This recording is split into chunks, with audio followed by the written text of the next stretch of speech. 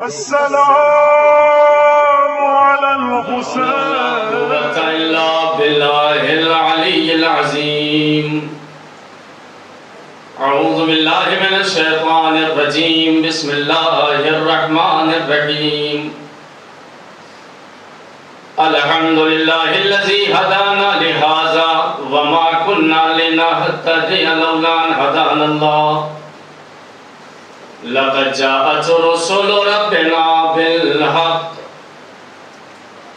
الصلاة والسلام والتحية والإكرام على النبي الأمي المكي المدني القرشي الهاشمي الأبتهي مولانا ومولى الثقلين جد الحسنين أبي القاسم محمد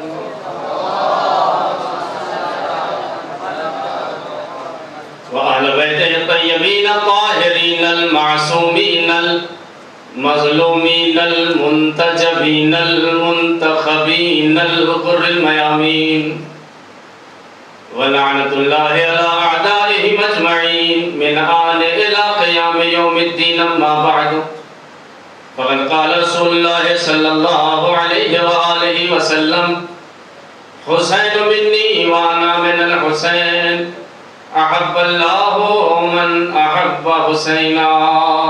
صلوات پڑھے محمد علیہ.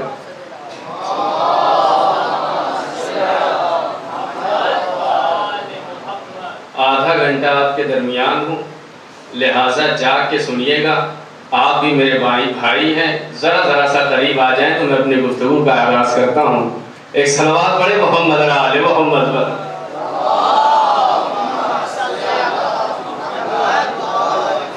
ایک اور باواز بلند صلوات پڑھے محمد علیہ محمد.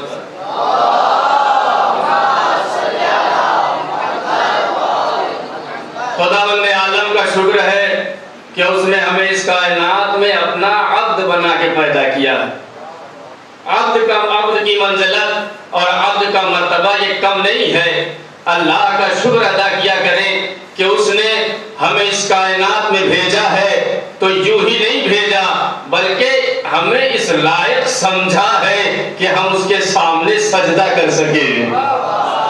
اس لائق سمجھا ورنہ اللہ نہ جانے ہمیں کس مذہب میں پیدا کرتا, نہ جانے کس مسلک میں پیدا کرتا, نہ جانے کس قوم میں پیدا کرتا, نہ جانے کس مسلک اور کس دین میں پیدا کرتا. لیکن اللہ کا شکر ہے کہ اس نے ہمیں اپنی عبادت کے لیے چنا ہے اور ہمیں تاج اشرفیت سے نوازا ہے. اور یہی نہیں بلکہ جہاں پر اس نے ہمیں اتنی ساری نعمتیں دی ہے وہیں پر اس نے ہمیں حسین کا عزادار بنا کے پیدا کیا. صلوات پڑھے محمد علیہ محمد پر. لہذا خداوند عالم کا شکر ہے کہ اس نے ہمیں اس کائنات میں یہ یاد رکھیے گا کہ اگر ہمیں عمر نوح بھی میسر ہو اور ایک سجدے میں زندگی گزار دے کہ اس کا شکر ادا ہو جائے تو شمع حیات تو گل ہو جائے گی لیکن حق شکر ادا نہ ہوگا. یہ اس کا کرم ہے, یہ اس کی عطا ہے, یہ اس کی نوازشیں ہیں, یہ اس کی برکتیں ہیں, یہ اس کی رحمتیں ہیں کہ اس نے ہمیں زمین پر رہ کر فرش ازا کی صورت میں آسمانوں پر بیٹھنے کی توفیق عنایت فرمائی. میں نے آسمان اس لیے کہا کہ ایک طرف عرش ہے ایک طرف فرش ہے. نبی وہاں بھی گئے تھے, نبی یہاں بھی آتے ہیں, لیکن جب نبی وہاں گئے تو آواز آئی یا رسول اللہ یوں ہی چلے آئیے. فرش ازا کی عظمت یہ ہے کہ جب پیغمبر اسلام آتے ہیں تو سربرہنہ ہوتے ہیں, بابرہنہ ہوتے ہیں. صلوات پڑھے محمد علیہ محمد پر.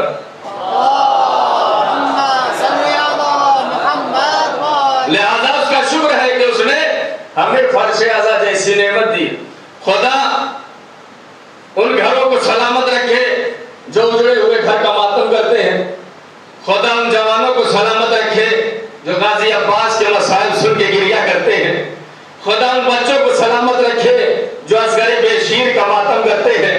یہ اللہ کا شکر ہے کہ اللہ نے ہمیں ایک ہاتھ میں دامن اہل بیت دیا ہے تو دوسرے ہاتھ میں اپنی عبدیت کا دامن دیا ہے, یعنی ہمیں عبادت کے لائق سمجھا ہے.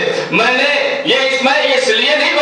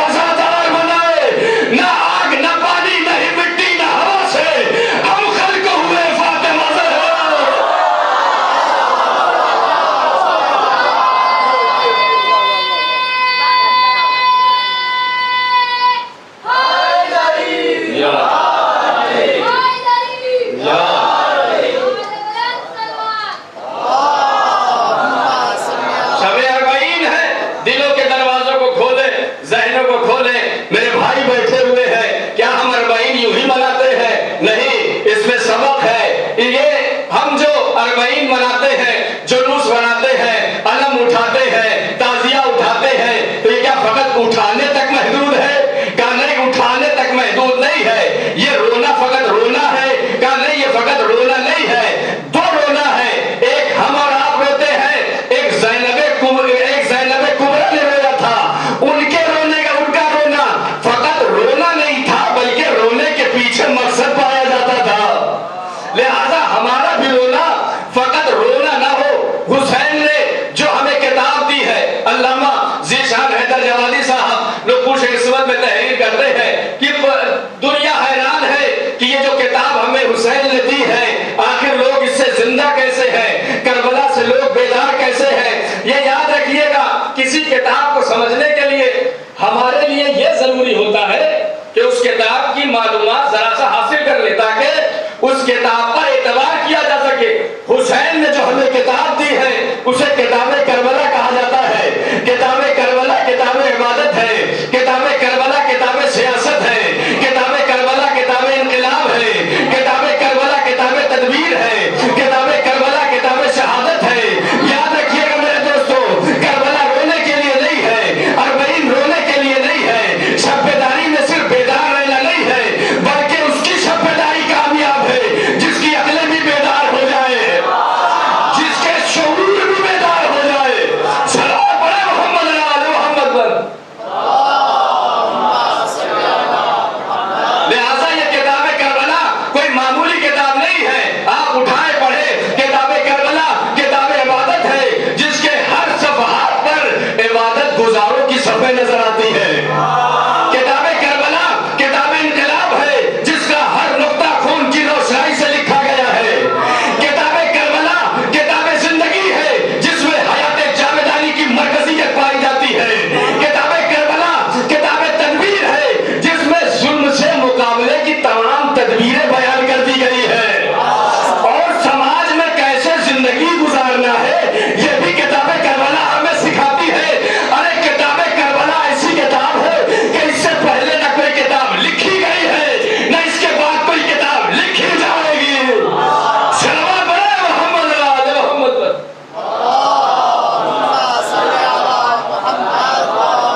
ایک باواز بلند صلوات پڑھے محمد علی.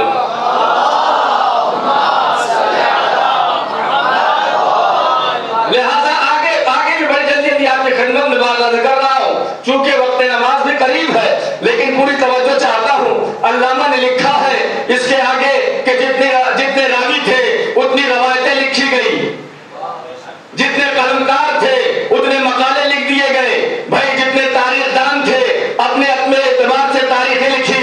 کسی نے کہا یہ 2 بادشاہوں کی جنگ ہے، کسی نے کہا یہ 2 سلطنت چاہنے والوں کی جنگ ہے، کسی نے کہا کہ یہ ملک چاہنے والوں کی جنگ ہے، یہ بادشاہوں کی جنگ ہے. یہ چاہتے تھے کہ دنیا پر حکومت کرے، لیکن دنیا والوں نے کربلا کو سمجھا نہیں. جس نے سمجھا نہیں وہ یہی کہتا رہ گیا کہ یہ حکومت چاہنے والوں کی جنگ ہے، جبکہ یہ غلط ہے. بلکہ صحیح یہ ہے کہ یہ 2 نظریوں کی جنگ تھی.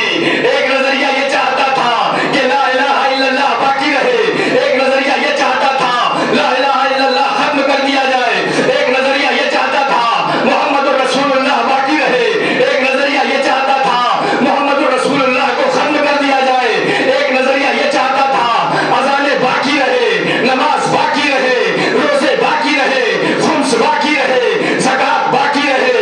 ایک نظریہ یہ چاہتا تھا نمازیں ختم ہو جائے، روزے ختم ہو جائے، شریعت مٹا دی جائے، اذانیں ختم کر دی جائے. سوال آپ سے ہے، اگر آج بھی مسجدوں سے اشہد ان لا الہ الا اللہ کی آوازیں بلند ہے تو سمجھ لینا ابو طالب کا بیٹا جیت گیا ہے، ابو سفیان کا بیٹا ہار گیا ہے. صلوات پڑھے محمد علی محمد پر.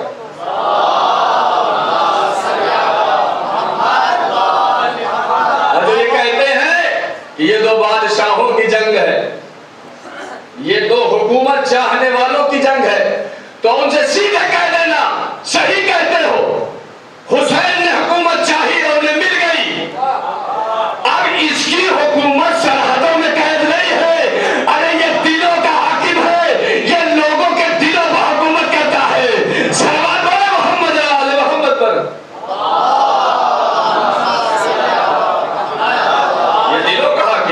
دلوں پر حکومت کرتا ہے.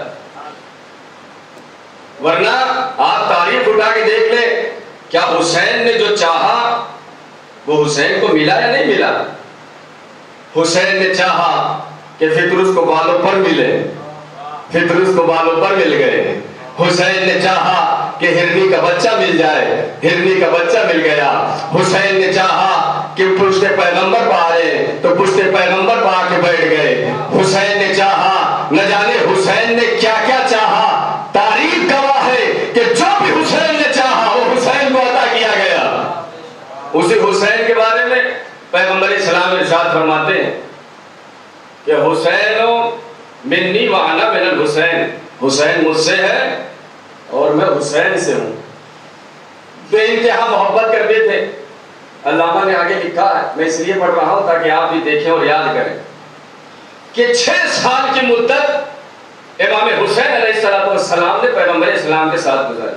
لیکن محبت کا اندازہ جانتے ہیں, اگر کبھی آنکھوں سے آنسو گر گئے تو یہ کہہ کر آغوش میں اٹھایا, میرے لال حسین نہ رویا کرو, تمہارے رونے سے مجھے تکلیف ہوتی ہے. اگر کبھی دیکھا ہے کہ خاک قدم حسین حبیب ابن مظاہر اپنے آنکھوں سے لگا رہے ہیں تو آغوش میں اٹھا لیا کہ میرے حسین کا قدردان ہے.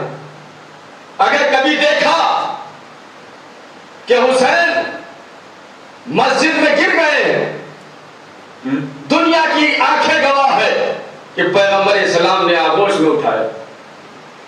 یعنی اتنی محبت فرماتے تھے کہ حسین کو اگر ذرا سی بھی تکلیف ہو جائے تو رسول کو تکلیف ہو جاتی. آپ تاریخ اٹھائیں, کبھی اپنا پھول کہا, کبھی گلے کا بوسہ دیے, کبھی پیشانی کا بوسہ دیا, کبھی نہ جانے کس کس اعتبار سے حسین سے محبت کی. صاحب الدمعۃ الثاقبہ تحریر فرماتے ہیں کہ ایک مرتبہ پیغمبر اسلام حسن و حسین کو اپنی آغوش میں لے کے کھیل رہے تھے, لے کے بیٹھے ہوئے تھے, دونوں بچے کھیل رہے تھے. اتنے میں امیر کائنات کو دیکھا کہ وہ چلے آ رہے ہیں. دروازے کو پہنچے, امیر کائنات نے بڑا عجیب سوال کیا, یا نبی اللہ آپ جب دیکھیں حسنین سے محبت فرماتے ہیں, حسین سے محبت کرتے ہیں, یہ بتائیے کہ آپ مجھ سے زیادہ محبت کرتے ہیں حسین سے زیادہ محبت کرتے ہیں؟ اللہ اکبر. پیغمبر اسلام کے بولنے سے پہلے آقا حسین نے بول دیا, بابا اگر اجازت دے تو میں بتاؤں کہ کس سے محبت کرتے ہیں. جیسے ہی امیر کائنات نے سنا, ایک مرتبہ ناز کرنے لگے, میں وہ ہوں کہ جو ہمیشہ پیغمبر اسلام کے ساتھ رہا, میں وہ ہوں کہ جو کئی جنگیں لڑا, میں وہ ہوں کہ جو ہر جنگ میں فتح حاصل کی, میں وہ ہوں کہ جو ہمیشہ رسول کی نصرت کرتا رہا, میں وہ ہوں کہ جو علویت کے پرچم کو بلند کرنے والا ہوں, میں وہ ہوں. آپ پڑھیں گے اتنے فضائل بتائے کہ فضیلتوں کے انبار لگ گئے. ایک مرتبہ جب یہ فضائل بیان کیے جا رہے تھے تو سب جھوم رہے تھے اور خوش ہو رہے تھے. جب امیر کائنات چپ ہو گئے تو ایک مرتبہ آقا حسین کہتے ہیں, بابا یہ سارے فضائل ٹھیک ہیں, اس سے انکار نہیں ہے کہ آپ ہر مقام پر, ہر مصیبت کی گھڑی میں آپ دین اور رسول کے اللہ کے ساتھ رہے ہیں, لیکن بابا جو فضیلت میں بتاؤں گا وہ میری نسبی اعتبار سے بھی اعلیٰ ہے اور حسبی اعتبار سے بھی بلند ہے. ایک مرتبہ پیغمبر اسلام مسکرانے لگے, میرے لال کہو. ایک مرتبہ امام حسین کہتے ہیں, میرے بابا یہ بتائیے کیا آپ کا نانا نبیوں کا سردار ہے؟ اللہ اکبر. کہا میرا نانا نبیوں کا سردار. کیا آپ کی ماں تمام عورتوں کی سردار ہے؟ کہا نہیں. کہا میری ماں تمام عورتوں کی سردار ہے. کیا آپ کا بابا تمام ائمہ کا سردار ہے؟ کہا نہیں. کہا میرا بابا تمام ائمہ کا سردار ہے. بابا یہی نہیں بلکہ ہم خود جوانان جنت کے سردار ہیں. سلام علیہ محمد علیہ محمد.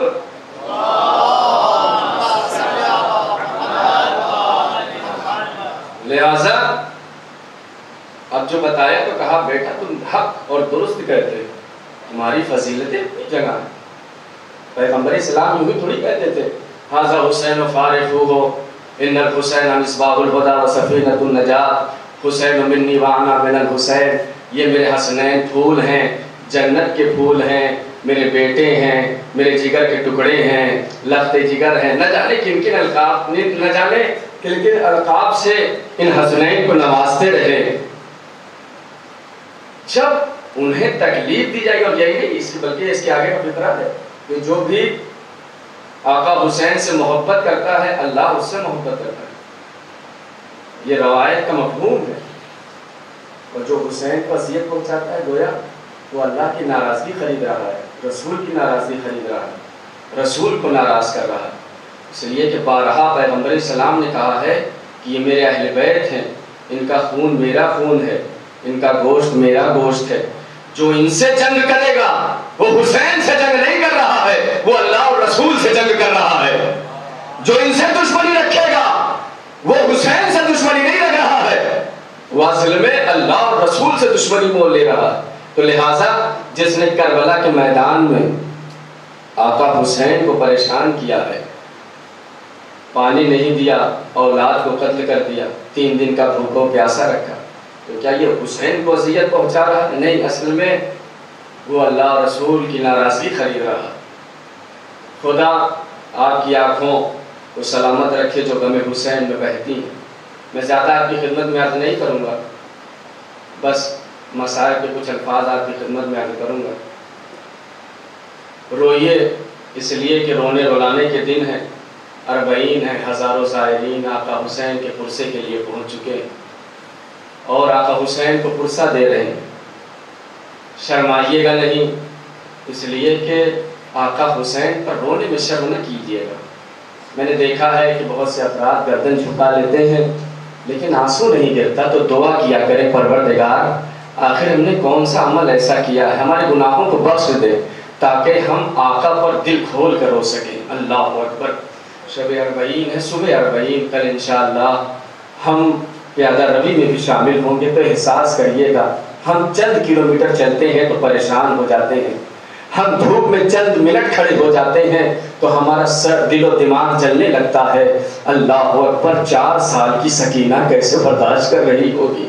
خدا کوئی غم نہ دے سوائے مظلوم کربلا کے، ہاں آزاداروں گریا کر لو، خدا سلامت رکھے ان رونے والوں کو جو آقا حسین کی مظلومی پر روتے ہیں، جو آقا حسین پر گریا کرتے ہیں۔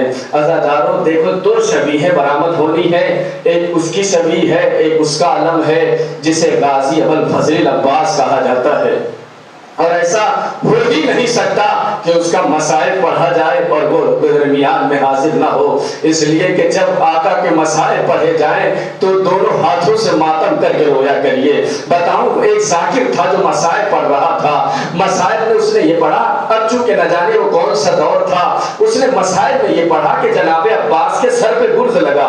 اسی مجلس میں ایک ذاکر بیٹھے ہوئے تھے، ایک ذاکر بیٹھے ہوئے تھے۔ جب ذاکر منبر سے نیچے اترنے کے بعد اس نے ذاکر کو پکڑنے کے بعد کہتا ہے کہ وہ باتیں نہ پڑھا کرو جو عقل سے بعید ہو۔ کہا کیا ہوا؟ کہا تم نے یہ کیا پڑھ دیا کہ جناب عباس کے سر پہ گرز لگا؟ اللہ اکبر، جناب عباس کے سر پہ گرز لگا، صحیح تو پڑھا ہے، اس کے دل پر چوٹ لگی، رات میں روتا ہوا سو گیا۔ مولا کیا آپ کے اسی لیے مسائل پڑھے تھے کہ بھرے مجمع میں ہمیں ذلیل کیا جائے، بھرے مجمع میں ہمیں رسوا کیا جائے، بھرے مجمع میں ہمیں ذلیل کیا جائے؟ روتا ہوا سو گیا۔ اسی رات علامہ کو بھی گہری نیند آ گئی۔ خواب میں کیا دیکھتے ہیں کہ جناب عباس آئے ہوئے ہیں۔ ایک مرتبہ جیسے ہی حضرت کو دیکھا چونک کر کھڑے ہو گئے، آقا آپ آ گئے، ہم سے کوئی غلطی ہو گئی ہے، ہمیں معاف کر دیجئے گا۔ ایک مرتبہ جناب عباس کہتے ہیں کہ میرے ذاکر کو ٹوکتا ہے، میرے ذاکر کو روکتا ہے۔ ارے تجھے کیا معلوم